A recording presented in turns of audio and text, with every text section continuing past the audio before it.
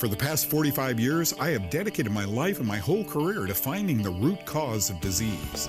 And I now know with certainty that we must play a role in our own health care. I'm a self-care advocate. You know what?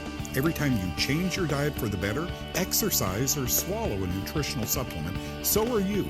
Now welcome to Know the Cause. I am so excited for today's show because I want to introduce you to a special friend. A couple of years ago, I was invited to St. Louis, Missouri to teach at a continuing medical education course. There was a doctor who invited me. His name is Simon Yu. He's written a couple of books. We'll tell you about one of them today. Dr. Yu had been going to Bolivia while he was in the military. He spent 25 years in the military, became a colonel in the Army. And in Bolivia, they ask people to take anti-parasitic medicine. Everybody just lines up and up they go, and because they live in poor sanitation and so forth. And sometimes, certainly not all the times, but back when he was in the military. So he's giving everybody anti-worm, anti-parasitic medication. And he'd fly back from Bolivia back to the US, and he began giving his own patients anti-parasitic medicine. And amazing things, asthma, skin was clearing up, good things happened. Basically, Dr. Yu and I figured out the fungal parasite. Remember, fungi parasitize man. We have figured out the fungal parasite link to ill health. He, in Bolivia, by giving everyone anti-parasitic medicine. Me, by seeing doctors' patients, clinical nutrition throughout the years here in the US. I'm going to be talking about neural tube defects. Does corn do that? Neural tube defects. Then I'm going to be talking about men with prostate problems. Is that a yeast problem? Okay, all that and a whole lot more. Thank you for joining us on this Know the Cause. Let's get started. Folks, what do you think causes birth defects? Neural tube defects, anencephaly, where the brain doesn't grow properly, spina bifida. What in the world could cause these? Because you see, our medical doctors don't know. And I hope they're watching right now because this could become a great education for them. I read a research paper the other day, and here was the headline: Neural tube defects and antiretroviral treatment regimens in Botswana. Now, this is airing in Botswana, you know, South Africa, where we see a lot of neural tube defects. And they're saying that because we have such a problem with human immunovirus that often pregnant mothers are put on these antiretroviral drugs, and they're wondering if these antiretroviral drugs are inducing birth defects. And they find that sometimes they do. That wasn't my interest. I sat there as I read this paper and said, you got to be kidding me. Let's keep going, and you'll understand exactly where I went. Some of you who have known me for many months now know where I'm going to go with this. Okay. With the HIV epidemic affecting so many in Africa, researchers studied the link between women using one antiretroviral medication during pregnancy and the risk of their children being born with neural tube defects like spina bifida or anencephaly. Almost 100% of the women who were prescribed folate supplements, one of the B vitamins, during their pregnancies took them. They discovered that the risk of neural tube defects was increased when using one retroviral medication over others. But one thing was overlooked. The paper didn't mention this. And for me, it's so frustrating because you have our brightest and best. These pediatricians, these neurologists, are really good people with great hearts all over the world. They really are. They became doctors and nurses and lab techs to help people. They've given their lives to helping people. But if you keep the proper education from them, well, here's an antiretroviral drug that seems to increase the risk of spina bifida. I don't know if that's true. The paper concluded it was true, but they overlooked this. Says the Peace Corps, the traditional diet in Botswana relies heavily on meat and starches, notably corn or maize. Corn and maize. To me, it's so sad when we see hepatocellular cancers, we see birth defects, we see the effects of these fungal poisons after eating corn or antibiotics or alcohol or peanuts. Sometimes quite often on our corn supply, these molds grow, and they can make poisons that our children eat, or mothers while they're carrying the children eat. And well, let's go to the next graphic. Is corn linked to neural tube defects? Fumonisins are poisons. They're called mycotoxins produced by the fungus Fusarium, a common contaminant of maize and corn worldwide. Maternal consumption of fumonisin contaminated maize during early pregnancy has recently been associated with increased risk for neural tube defect in human populations that rely heavily on maize as a dietary staple. Botswana. And did you see that? It's a 10-year-old study. Nobody seems to be picking it up. It must be the isn't it fascinating that we look at drugs inducing these things, and this time it's nutrition inducing this. But how does folic acid help prevent neural tube defects? According to a World Health Organization physician and a friend of mine who passed years ago, Dr. A.V. Costantini, the B vitamin folate is antifungal, and it kills Fusarium mold that makes the poisonous mycotoxin fumonisin that causes neural tube defect. Doctors have known that folate prevents birth defects for decades, but thanks to Know the Cause, if they watch it, now they know why or how. More importantly, now you know. Women, don't start in the middle of your pregnancy with 400 micrograms of folate.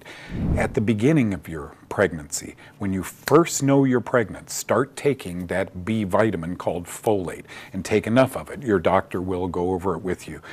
It seems that some of these molds die in the presence of a natural B vitamin. Isn't that a good thing? Because these molds do go on to off-gas a poison that does cause birth defects. Now we all, including our doctors, know.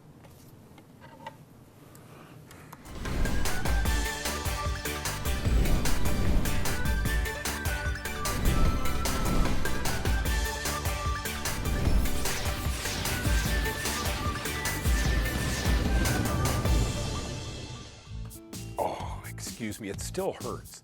These lunges, you go way down and come back up. You see trainers in the gym doing this all the time with men and women. As we age, our back falls right into our thighs, right? There's no rear end anymore. This is a good exercise to help build up that muscle. But also, keep in mind, it's an exercise. Really good for the ticker, really good for the circulation, really good for the brain. This one hurts, and I always laugh. After we do 20, 25, 30 lunges, you get up in the morning and you leave the bedroom to go to the bathroom, and you're just like this. But that's good, folks, because so many people our age suffer from arthritis and osteoporosis and so forth. Exercise is a good way to overcome that, but don't do a lot of these initially. Go slowly and make it a part of a healthy program. The diet is so important. The supplements are so important. And the exercise, for many years, you've ruled it out.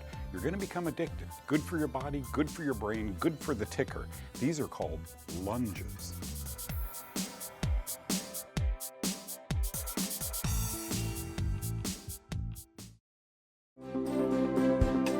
Oh, you've got to meet my new best friend here. His name is Simon Yu.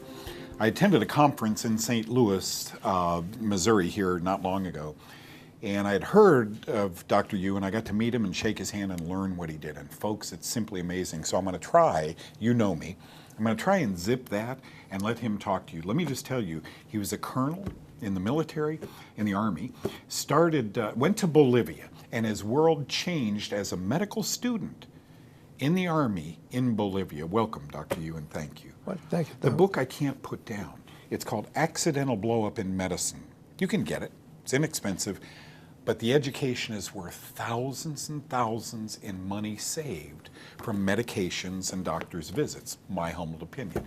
Bolivia, you're what, 26, 27 years old? Oh, no, I was a major by then. Okay, you were a major, so you were younger. And here you go off to Bolivia, and tell us a little bit how that event changed your world. Yeah, we have a vet, medical doctor, we have a dentist, went to La Paz, and then to the Oruro. We'll go to a small town, and one of our assignments is giving everybody medical evaluation, give them parasite medication. All the people you saw got yeah, parasites? 10,000 people in about 2 weeks. And they got either parental palmoid or mebendazole. Those are drugs? Yeah, those are two main parasite medications. Okay. We have to take the same parasite medication on our way back home. We have to give each other. We have to swallow the pill too. That changed your world. Oh yes, that was 2001. 2001, all these people stood in line. The government sponsored in Bolivia giving these people a medication. Now as a doctor, are you thinking, this is crazy?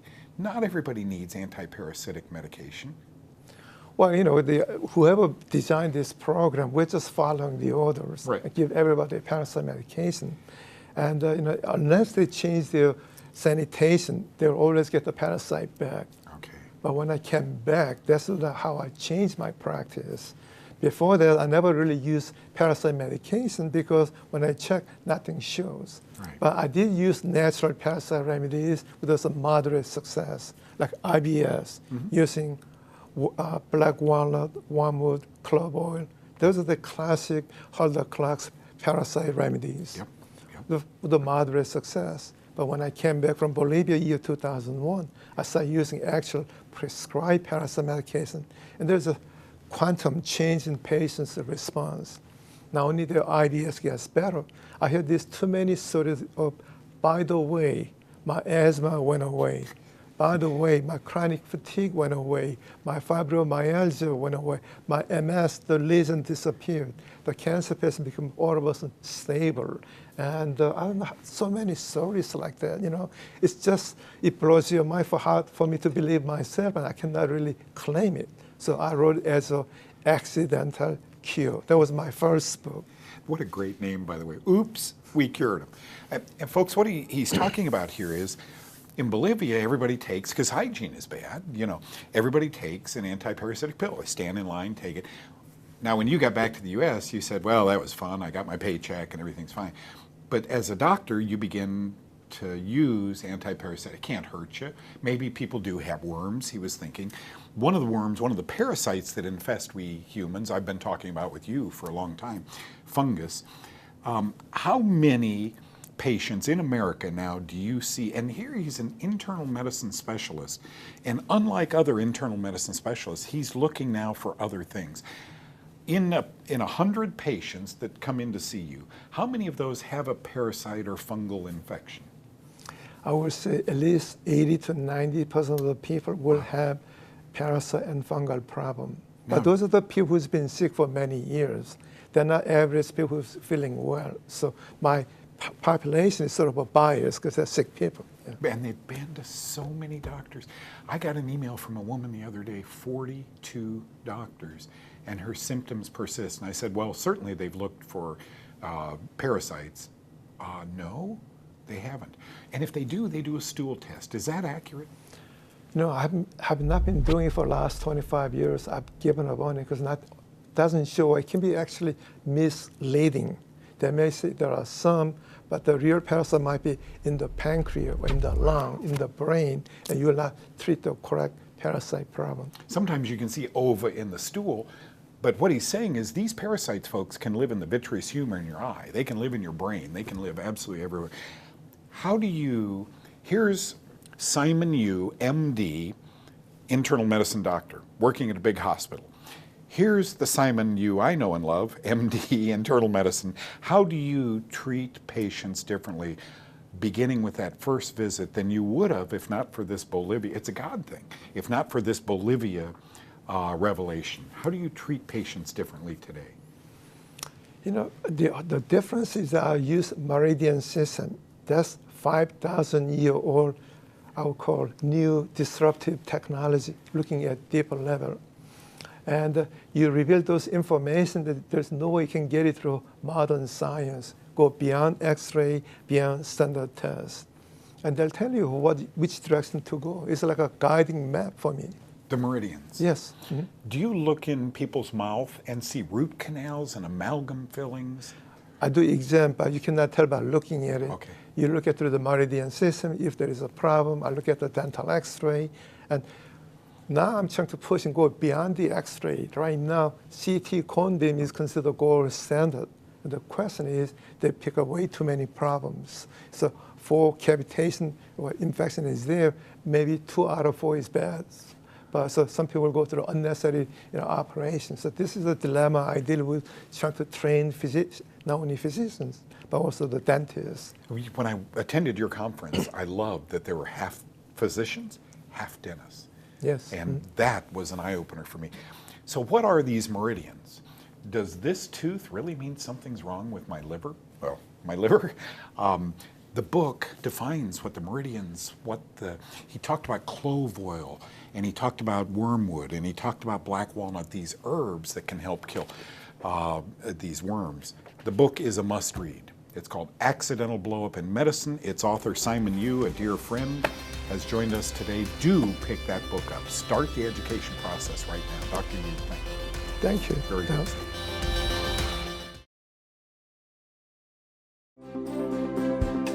You know, like most things in medicine, when there's an itis, like prostatitis, you're getting an antibiotic.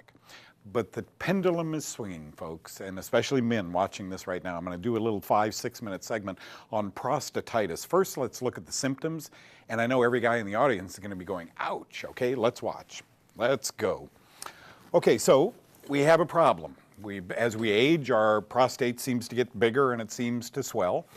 Here is prostatitis according to the Mayo Clinic. Look at this, pain or burning sensation when urinating, difficulty urinating, frequently urinating, urgent need to urinate, cloudy urine, blood in the urine, pain in the abdomen or the groin or the lower back, pain in the area between the scrotum and the rectum, pain or discomfort, painful ejaculations, flu-like symptoms, and that's wild with bacterial prostatitis. And folks, most doctors I know tend to think all prostatitis is bacterial. But again, the pendulum is swinging. I've got to get through this. Okay, prostate infection, prostatitis it's called. I headline this, ouch. Is it due to germs? Yep. Are the germs bacteria? Yep. Can fungal germs infect the prostate? It's very rare, and I've never treated fungal prostatitis. I think this is fairly accurate. Folks, when all you own is a hammer, the whole world looks like a nail. The whole world looks like an antibiotic. You got a prostate infection? You sure do, Bill. I'm going to give you this antibiotic. What if it's fungal prostatitis? Is that really rare? Let's keep going. Now, this is interesting. The Central European Journal of Urology here 5-6 years ago said this: the role of fungal infection as a causative factor in prostatitis is currently underestimated. In Europe, we see a lot of fungal prostatitis. In America, none. Everybody gets an antibiotic. Really, folks, doctors need to start considering what is called, now men, you may want to write this down because it's what you want, a differential diagnosis. You tell me it's bacterial, but it's no better, doc, or it keeps coming back. Can we try an antifungal? Okay, let's keep going. I agree with that 100 or 1,000%. Every doctor prescribes antibiotics to help men who suffer from prostatitis. Rare is the physician who knows how to diagnose and treat fungal prostatitis.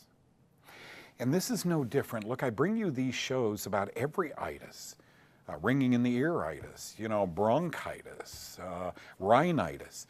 When a doctor sees itis, it's an automatic signal to write a prescription for an antibiotic or an anti-inflammatory. Itis is inflammation, swelling, infection. And yet, doctors are trained to believe most all infection is antibiotics, or is bacterial. How are antibiotics working out for us? We are now antibiotic resistant. So many of us have become antibiotic resistant because we have, dare I say the word, abused antibiotics. It's not my word. I subscribe to several medical newsletters, and the word abuse or non-judicious use is coming up over and over and over again. Pediatricians are saying we're using far too many antibiotics. Urologists aren't there yet, but I believe they should be. A differential diagnosis says, Bill, I've had you on an antibiotic for 3 months now and it keeps coming back. Maybe we ought to try an antifungal. Why? Okay, let's keep learning. Do you have fungal prostatitis? If you have taken antibiotics after antibiotic for your prostate problems and they have not improved, know that they may be due to yeast and fungus and not bacteria. You mean men can have yeast infections? Guys, when women take, ask your wife, when women take round after round of antibiotic, they get vaginal yeast infections, right? What happens when we take round after round of antibiotics? you just can't see the yeast. It's growing in us, you just can't see it. So an anti-yeast, diflucan became, now I'm going to date myself here, probably 1992, the pill diflucan that was originally devised for AIDS patients. The pill diflucan became the one pill vaginal yeast cure, 150 milligram one time, tends to clear up most vaginal yeast. Shouldn't we take it after round of antibiotic? Fungal prostate infections, okay? The yeast Candida species, get this, are the most common fungi that infect the urinary tract and hence the commonest cause of fungal prostatitis. Not coincidentally, Candida yeasts are also the most common cause of vaginal yeast infection. See the way I land this one? Are we passing this back and forth? I just completed the manuscript, 12 chapters, the woman's book. And I dedicated a chapter just to this. Are we passing, you see guys, we have dermatophytes. They're a series of skin fungi. They live on your skin, right, and they're harmless. And what they want, because it's 70 degrees in here, what they want is 30 degrees hotter. They love heat. And so it grows everywhere on our skin. And it wants 98.6 degree. You know where I'm going with this, folks. Sometimes, every woman knows that sometimes, after they enjoy a loving relationship with their husband, they end up with a yeast problem, right? And the man just walks away, well, I don't have anything wrong. Really? Or is our prostate? Get it? What makes bread rise? Can that same yeast make the little tiny prostate slowly through the months and years grow, grow, grow? Use a barrier, talk to your doctor about antifungals, and see if a few months down the line that doesn't all self-fix.